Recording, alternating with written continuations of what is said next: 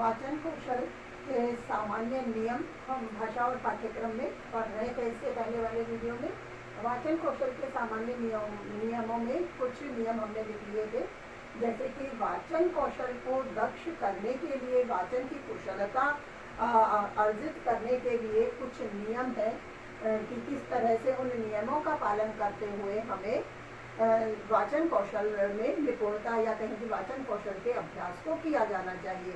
जैसे हमने बात की थी कि किस प्रकार से वाचन कौशल में दक्षता प्राप्त करने के लिए, जो वाचन से अर्थ हमने लिया था बोलना, पढ़ाना, तो बोलकर व्यक्त करना, तो किस तरह से जो भी पाठ्य सामग्री है, विषय वस्तु है या किसी भी तरह का कोई संदेश है जो हमें बोलकर अभिव्यक्त करना है, तो उसे किस तरह से हम अभिव्यक्त करें, किस तरह से हम अभिव्यक्त करते समय इस बात का ध्यान रखें कि एक तरह से कोई भी विषय सामग्री जो हम बोली जा रही है उसमें पूर्ण आत्मविश्वास भी हो, या और एक तरह से बोलें तो इस तरह से भी उसका वक्तव्य ऐसा ना हो कि जैसे जो आवाज़ है वो केवल सामने कुछ पंक्तियों तक ही आवाज़ जा पाए, पीछे तक ना जा पाए, इतनी धीरे भी ना हो, इतनी तेज भी ना हो कि दूसरे क्लासरूम हो सकते हैं या कोई और भी एक्टिविटी है तो कहीं अन्य कार्यों में वह बाधित ना हो। इस तरह से वाचन कौशल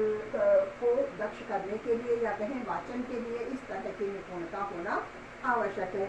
तो इसी दृष्टि से हम जो वाचन कौशल के जो इस तरह के जो सामान्य नियम हैं उन्हें ही लिख रहे हैं।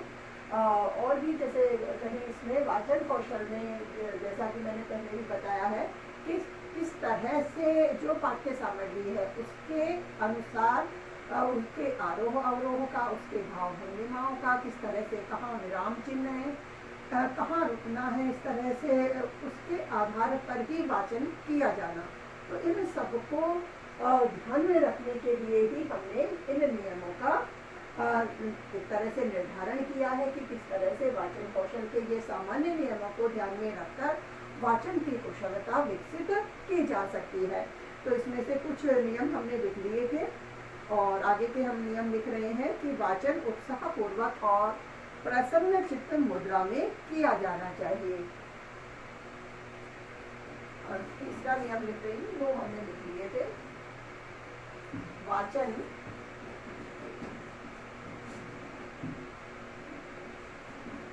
प्रसन्न मुद्रा में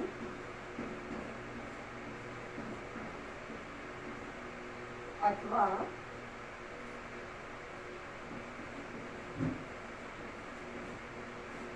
उत्साहपूर्वक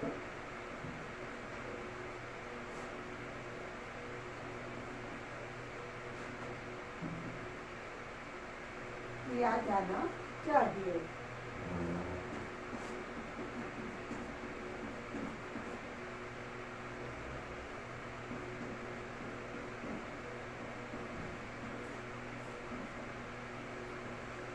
इसी तरह वाचन के समय किस तरह से जो भाव भंगिमाएं हैं या किस तरह से भावों के अनुकूल वाचन को हमें रखना है, उचित आरोह अवरोह, लय, यति, गति और छंदों का भी जो ध्यान है उसे भी रखते हुए हमें वाचन कार्य करना चाहिए। वाचन करते समय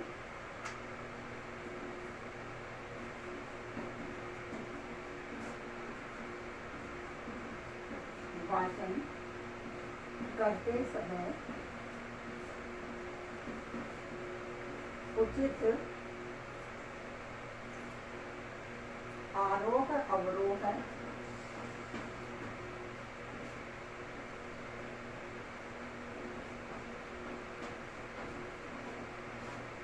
उचित आरोह अवरोह, गति, लय, व छंदों का ध्यान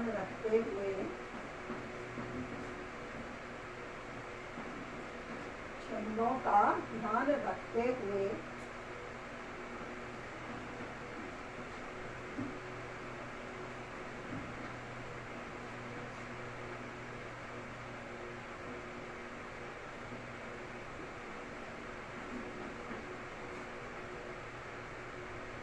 भावानुकूल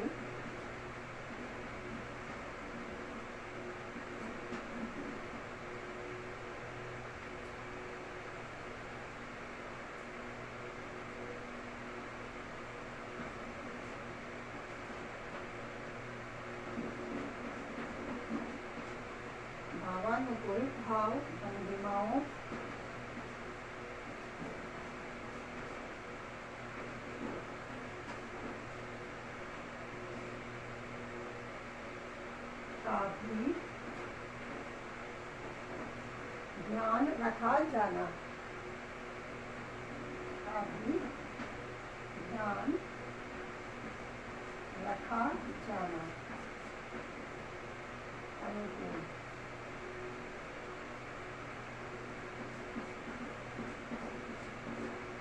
ठीक है, इस तरह से वाचन करते समय हमें उचित आरोह अवरोह यति गति और छंदों का भी ध्यान रखना है, लय का भी ध्यान रखना है, और किस तरह के भावों से संबंधित विषय सामग्री है तो उस तरह के भावों का ध्यान रखते हुए ही वाचन कार्य किया जाना चाहिए।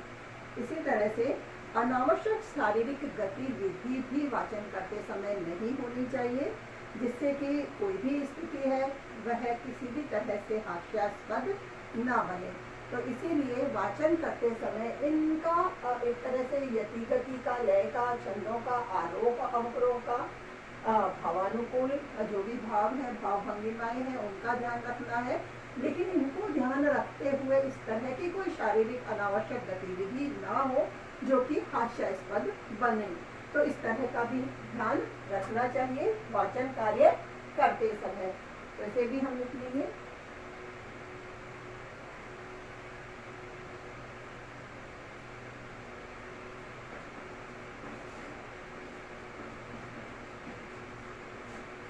वाचन करते समय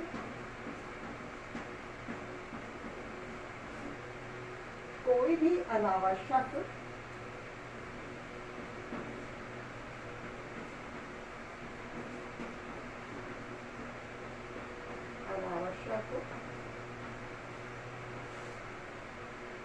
शारीरिक गतिविधि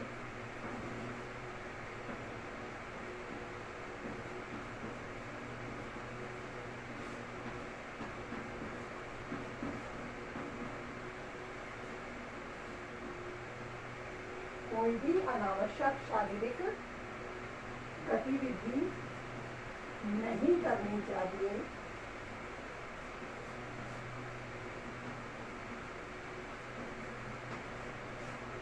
नहीं करनी चाहिए, क्योंकि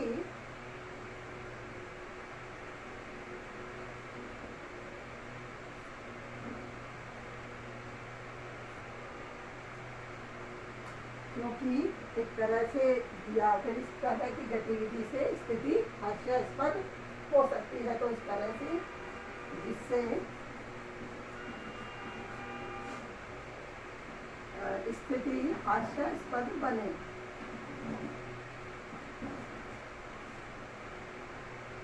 स्थिति हास्यास्पद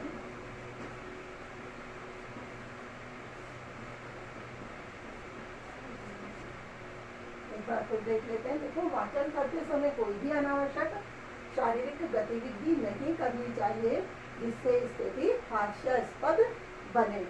इसी तरह से वाचन करते समय आत्मविश्वास भी पूर्ण रूप से होना चाहिए। तो आत्मविश्वास भी भरपूर होना चाहिए, तो उसका भी ध्यान रखना चाहिए। वाचन करते समय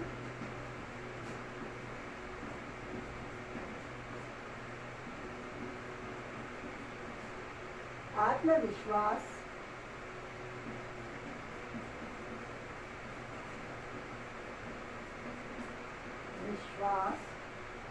पूर्ण होना चाहिए।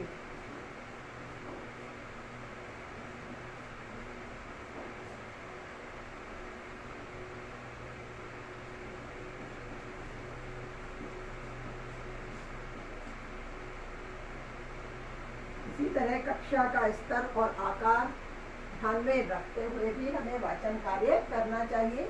जैसा कि मैंने अभी बताया कि हम वाचन करते समय इतनी तेज आवाज़ भी ना रखें कि पास वाली कक्षाओं को एक तरह से किसी तरह की बाधा अनुभव हो, या इतनी धीरे भी आवाज़ ना हो कि कक्षा में बैठे विद्यार्थियों में पीछे की पंक्ति वाले विद्यार्थी ही उन बातों को या उस वाचन कार्य में जो भी विषय सामग्री है, जो विषय वस्तु है, उसे सुन कर ना पाए। तो इस तरीके को ध्यान में रखते हुए, जैसे कक्षा का जो स्तर है, जो आकार है, उसको ध्यान में रखते हुए ही वाचन कार्य करना चाहिए। कक्षा के स्तर के या आकार के अनुसार कक्षा के स्तर व आकार के अनुसार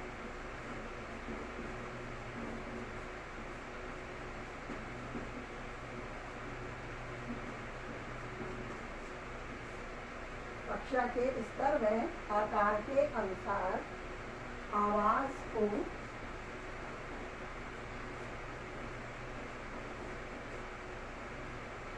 कम या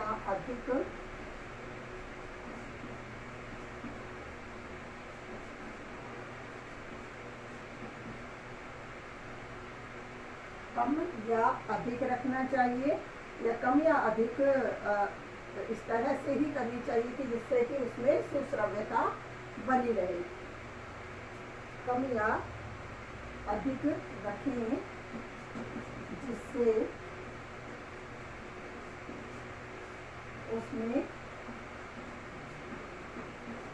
सुश्रव्यता बनी रहे।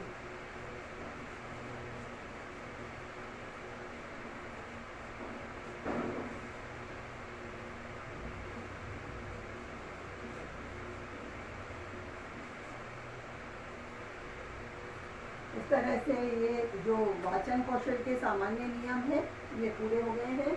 अब वाचन कौशल के सामान्य नियमों के बाद हम इसकी उपयोगिता का ध्यान रखेंगे। महत्व हमने पढ़ लिया था और विशेषताएं भी हमने पढ़ ली थी कि किस तरह से, जैसे कि प्रत्येक अक्षर है उसको शुद्ध और स्पष्ट लिखा जाना चाहिए। वाचन करते समय किसी तरह से मेज का सहारा नहीं लेना चाहिए और एक तरह से सुनने में प्रत्येक शब्द है वो स्पष्ट, जैसे जो भी श्रोता है उन्हें स्पष्ट रूप से समझ में आए, सुन सकें वो। और वाक्य हैं, जैसे ये सारे नियम हैं, यही उसकी विशेषताओं में भी आ जाते हैं। जैसा कि मैंने नियम लिखवाने से पहले इन बातों को भी स्पष्ट किया था कि किस तरह से, जैसे आत्मविश्वास है या शारीरिक गतिविधि है जो नहीं करनी है, आत्मविश्वास भरपूर होना चाहिए। सुनने वाले श्रोता को जो भी विषय वस्तु का वाचन किया जा रहा है तो उपयुक्त भाव भंगिमाओं के साथ, आरोह अवरोह के साथ अर्थ ग्रहण श्रोता कर सके, इस तरह से हमें वाचन कार्य को किया जाना चाहिए। तो इस तरह से ये वाचन कार्य की जो भी वाचन कौशल की विशेषताएं भी, सामान्य नियम भी हो चुके हैं, महत्व भी हो चुका है। अब इसकी जो उपयोगिता है कि एक तरह से वाचन कौशल इस तरह से वाचन कार्य में या कहें कि ज्ञान ग्रहण करवाने में किस तरह से उपयोगी होता है, या कहें कि अपने विचारों को, यदि मान लो कोई भी ज्ञान अपना व्यक्त करना चाहता है, यदि उसके पास अच्छे वाचन की योग्यता नहीं है तो वह जब तक अच्छा वक्ता नहीं है तो अपने ज्ञान को सही ढंग से स्पष्ट नहीं कर सकेगा। इसलिए सुनने की क्रिया में श्रोता के पास अच्छा वक्ता भी होना चाहिए जो कि हमेशा सशक्त रहेगा, तभी वह अपनी जो भी विषय सामग्री है उसे पूर्ण ढंग से, पूर्ण स्पष्ट रूप से वह अभिव्यक्त कर सकेगा। तो इसी तरह की जो उपयोगिता है वाचन कौशल से संबंधित, उन उपयोगिताओं को हम देख लेते हैं।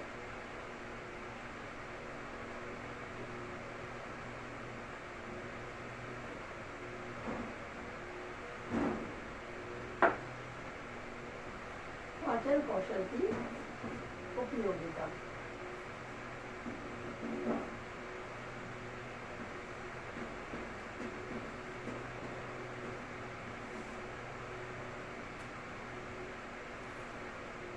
देखो, वाचन कौशल से बालक एक तरह से जन्म के बाद ज्ञान को दो ही तरीकों से वह सीखता है। एक वो अनुभव करके, या कहीं कि दूसरों के अनुभवों को सुनता है या पढ़ लेता है। तो पढ़कर, सुनकर या अनुभव करके वह बालक ज्ञान को ग्रहण कर पाता है।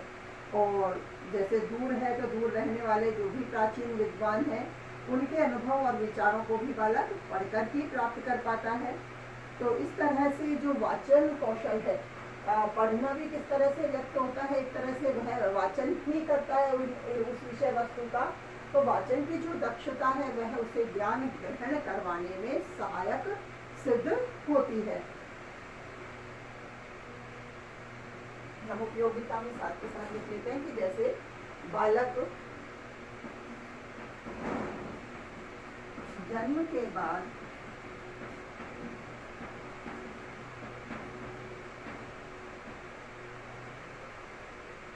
ज्ञान दो तरीके, अब यूँ तो दो तरीके जैसे हम वाचन की दृष्टि से लिख रहे हैं, बाकी सीखने के तो कई तरीके हो सकते हैं, कई प्रकार से सीखा जा सकता है, लेकिन मुख्य रूप से जैसे कि सुनकर सीखता है, पढ़कर सीखता है, अनुभव से सीखता है। तो इस दृष्टि से यहाँ जैसे जो ज्ञान के तरीके हैं उनको दो भागों में बांट कर बताया है। ज्ञान दो तरीके से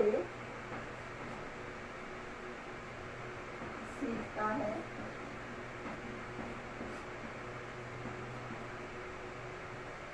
एक तो अनुभव करके, अनुभव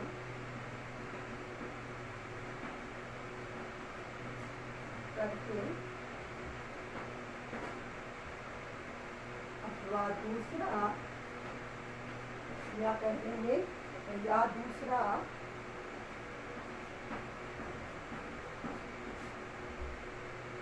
सुनकर या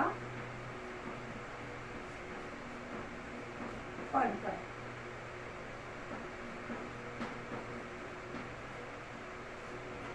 ठीक है, अब जो दूर बैठे विद्वान हैं तो दूर बैठे विद्वानों के विचारों से या उनके ज्ञान से भी बालक किस तरह से अवगत होता है, उनके ज्ञान को पढ़कर ही वह ज्ञान प्राप्त कर पाता है। पढ़ने में जैसे हम पढ़ने से संबंधित एक अलग कौशल पढ़ेंगे, पठन कौशल, लेकिन यहाँ वाचन की जो हम बात कर रहे हैं तो वाचन एक तरह से बोलने से ही है, अभिव्यक्त करने से ही है, तो बोलकर ही वह पढ़ रहा है। तो ज्ञान को किस तरह से ग्रहण कर रहा है, वाचन करके भी वह ग्रहण कर रहा है।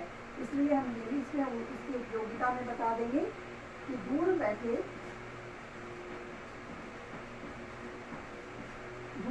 विद्वान हो सकते हैं या जो विद्वान पहले अपने विचार व्यक्त कर चुके हैं उन विद्वानों का के भी विचारों को वह वाचन करके पुस्तकों के माध्यम से या कहीं ना कहीं जहाँ सामग्री से मिल पा रही है उस सामग्री से वह अध्ययन कर सकता है। दूर बैठे विद्वानों के विचारों को वह